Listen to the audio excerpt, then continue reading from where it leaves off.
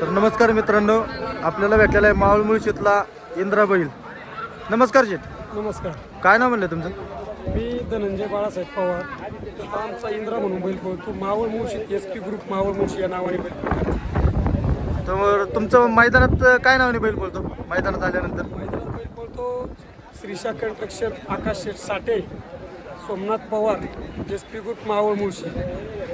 तर आज पेडगावच्या मैदानात येऊन कसं वाटलं तुम्हाला? पेडगावच्या मैदानात येऊन जर सांगायचं म्हटलं तर जे आपण म्हणतो बैलगाडा क्षेत्रातली पंढरीची वारी किंवा तसं हे अतिशय मोठं मैदान आहे आणि त्याच्याबद्दल जे काय बोलायचं त्याबद्दल खरंच करीन तेवढं कौतुक कमी.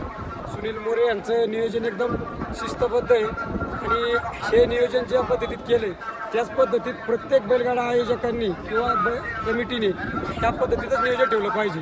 आणि खास जर या मैदानाची म्हटलं तर जे पावती नोंदवताना त्यांनी बैलाची नाव, मालकांची नावं नोंदवली, ज्या पद्धतीत नोंदवली होती त्याच पद्धतीत प्रत्येक मैदानामध्ये ह्याच पद्धतीत नाव नोंदणी झाली पाहिजे. तर आपला बैल किती वेळा गटात पडला? तुमचा बैल 52 गटामध्ये पळाला. किती नंबर तासा? 4 नंबर तासातून पळाला. गटपास झालाय. हो, गटपास झाला. त्याच्या सोबत कोण होता?